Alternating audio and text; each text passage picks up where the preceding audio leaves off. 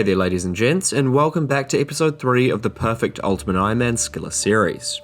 In today's episode, we've managed to accomplish an abundance of both total level achievements and also some extremely impressive combat achievements through the help of some very talented individuals that we'll showcase later.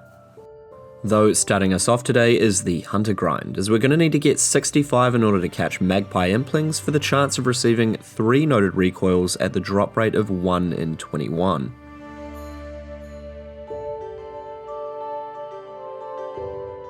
Catching ferrets from level 30 to 47 is probably a little bit less efficient than some other various methods, although having the box traps reset themselves is like a breath of fresh air for me.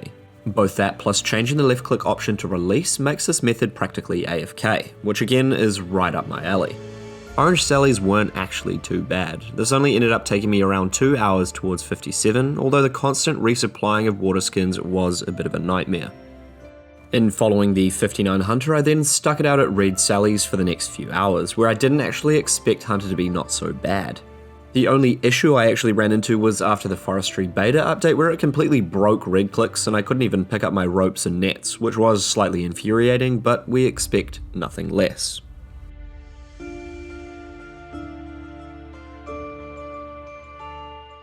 Following the completion of 65 Hunter, we can now catch Magpie Implings, subsequently unlocking access to Rings of Recoil. Although in most cases, we're still going to need to inflict real damage, which is where farming comes into play. Unlike back in the day where we could simply spawn manipulate and smuggle boosts for recoils, we now have to rely on poison dynamite. Which means Tithe Farm is the next logical play. We're going to be stuck here for the next couple of days working on 63 farming in order to plant Belladonna seeds. And to make all of this more bearable for me, we'll be cutting in between the grind with some long-awaited combat achievement tasks that we still have to polish off at the Chambers of Xeric.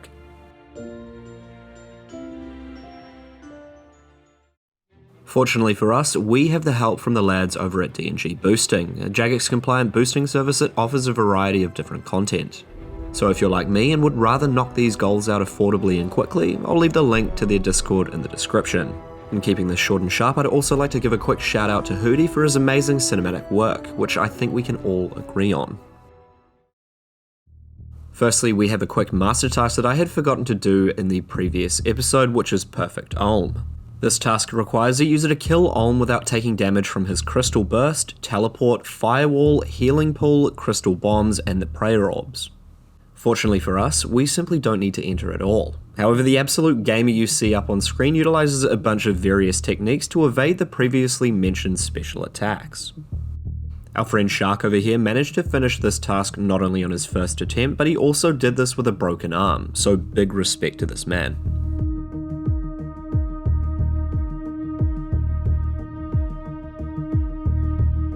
Following the completion of Perfect Ulm, I took some time to prep for Poison Dynamite, as we'll actually need this for some particular tasks in the future. Your firemaking level unfortunately both affects the accuracy and max hit of the dynamite. So for some specific tasks, we're going to need a minimum of 90 to even deal the correct damage for certain bosses, which we'll get into later. In the meantime, while waiting for raid teams, both Tithe Farm and the Teak Trees was our second home from the Chambers. On the 17th of May 2023, Jagex had launched their overhaul to Tithe Farm, increasing the reward points per plant and added some other various changes, most notably the herb boxes, which may come in handy to us in the future.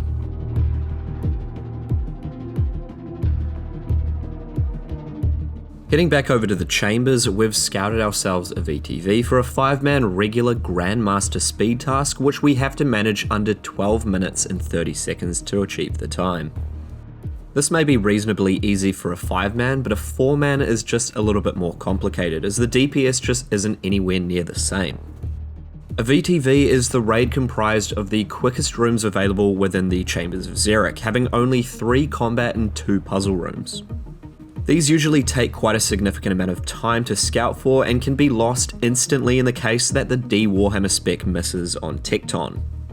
These guys over at D&G Boosting were kind enough to showcase some of the intricate little time saves utilized during the raid, which I'll showcase room to room during the challenge mode GM achievement later. This way we can basically cover some of the time saves that are more overlooked or rather disregarded completely during a regular run. Other than that, these guys were able to breeze through the regular chambers, even with quite a few hiccups during the raid, finishing all the rooms in less than 6 minutes. This raid was also done without prep, which seems to be more common practice nowadays for most gamers. I reckon this really goes to show the skill ceiling to be ever increasing through new gear and updates coming into the game.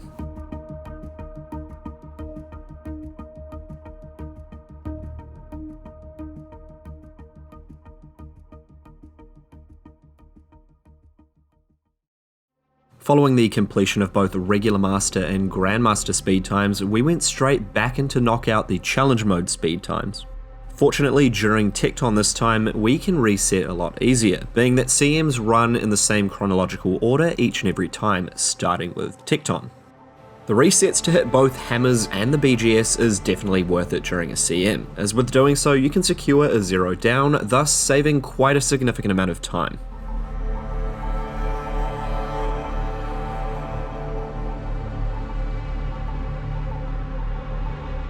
Prepping is another factor that cuts into the time of the CM, and seeing it's a 4+1, this is also considered essential. Fortunately, we have Cedo here with a prepper's POV throughout the raid, where he'll prep, but prep to the bare minimum during the raid to save as much time as possible. And as you can see on screen above, is that he's also chosen to scav before the item and to not cut too heavily into the overall time of the raid.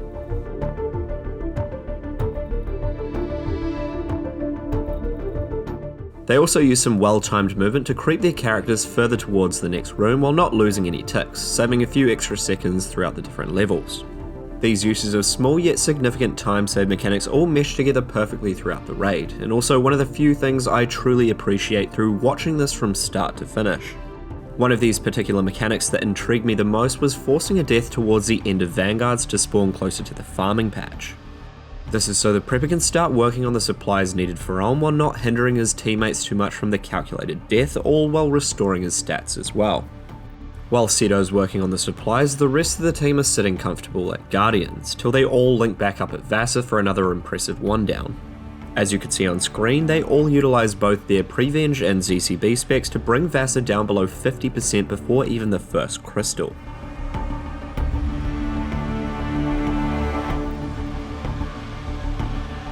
Some last little numbers to touch on are healing on 15-second intervals to ensure your stats don't decrease, since they technically restore a tick before your next attack. And lastly, the overkill factor on both shamans and mystics, which basically means you don't need 4 players attacking the same NPC if it's sitting at, let's say, 3%, so you shift a couple over to the next monster to save overall ticks.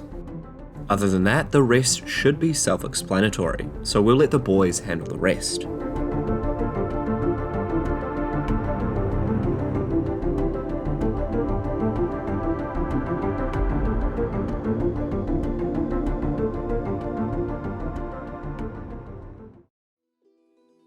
Moving on to some more light-hearted content, we've quickly knocked out the Pride event for the crossbow. And the actual reason behind this was because I thought Jagex would mess this one up just like everything else and have some crazy negative bonuses added to the weapon. This surprisingly wasn't the case this time, but for some reason they decided to make it two-handed, for whatever reason I'm not sure. While I was training some crafting, I was taking a look at my combat achievements and had noticed we'd forgotten about the Immortal Raid Team Master Task. This was likely due to a number of tactical deaths during vanguards between attempts. Fortunately for us, the boys managed to breeze through the CM in no time.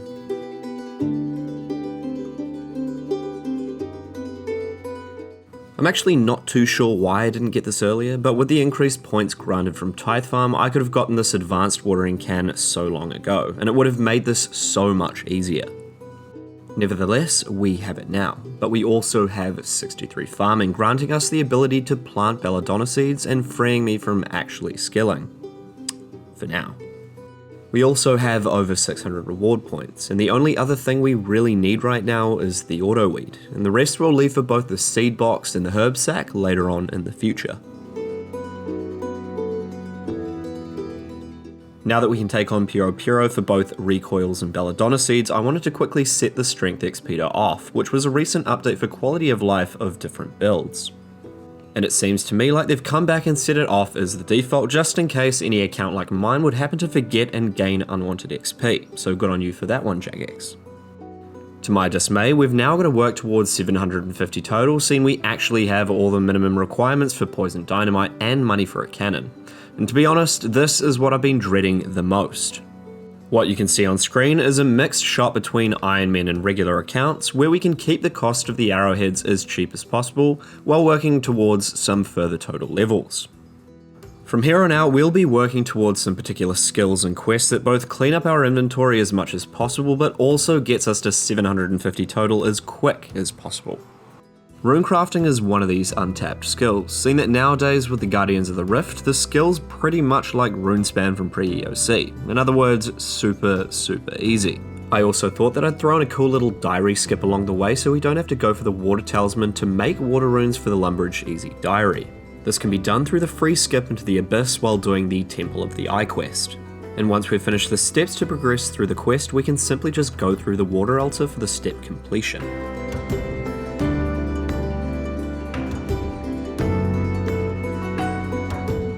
The Temple of the Eye quest, upon unlocking the Guardians of the Rift minigame, will come to be the gateway for the future of our money making, required for certain skills like construction and fletching. Following the quest completion, we then moved on to finish up the Arceus Favor, and greatly increased the rate of XP gained, seeing it's 10 times your current level, boosted nicely by Guardians of the Rift. The Knight's Sword is the next on the list, instantly granting us 28 total levels and an extra diary step along the way, polishing off 2 birds with 1 stone by creating the blue right limbs. And as you've probably already noticed, we'll certainly end up polishing off a bunch of requirements and quests all in tandem with one another to knock everything out as fast as possible. The next stop for us are the stone chests near the Lizardman Shamans, which will end up freeing 2 inventory spaces at both the Fangs and the Tablet, while also granting us a teleport directly to the chambers. Now, from what I believe, and I could be completely wrong, but I don't think the lockpick actually increases the rate of opening chests, and I think I'm going to stick to my guns on this one.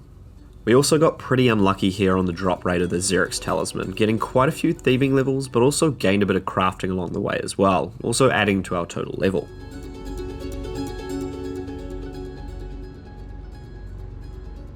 The Giant's Foundry, or rather the Sleeping Giants, is another quest that not only gave us a few total levels but also nearly got us to cannonballs, all in preparation for our next video.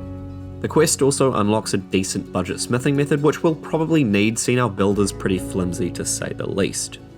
And for some reason I also couldn't even see cannonballs on the smithing skill tab, so either I'm blind or that needs adjusting, so thank you kindly.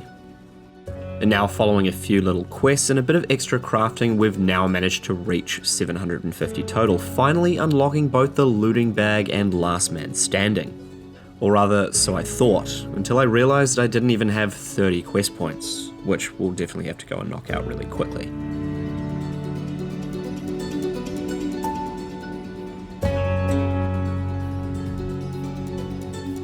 LMS will be our hub for the next few days to both solidify enough points for a bunch of looting bags, and also we might as well just work towards the halos, seeing they're storable and provide a decent bonus. And seeing this is technically a completionist, we might as well go for the max kill cape throughout the series as well, which I shouldn't have too much trouble with unless we're on 300 ping like you see below. 150 to 190 ping on the US worlds is reasonably bearable, but the UK worlds literally put us out for a week, so this will end up taking us some time.